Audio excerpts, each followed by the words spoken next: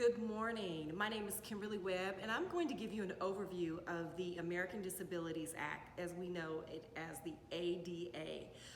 The American Disabilities Act is a federal statute that protects qualified individuals with disabilities and provides reasonable accommodations if they're unable to perform their essential functions of their job.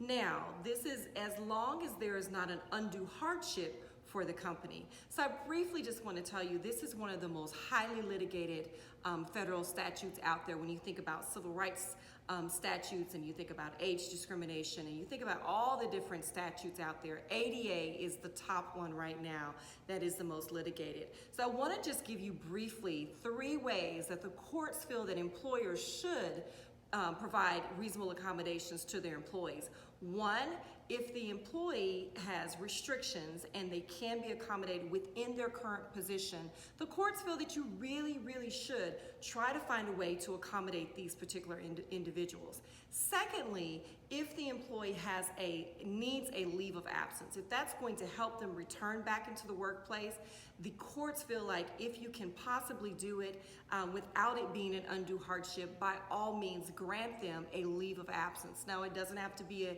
long extended leave of absence, and it doesn't even have to be a pattern of time where they're constantly asking for a leave of absence. But in good faith, employers should really try to find ways that they can help their employees return to work, and one of those ways is a leave of absence. The third way that courts typically look for employers to provide an accommodation is called job reassignment.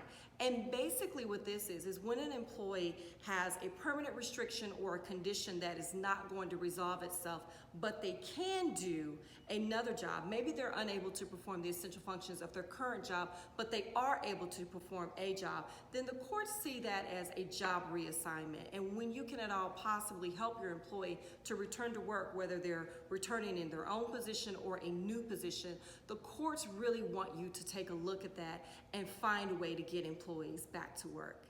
Thank you.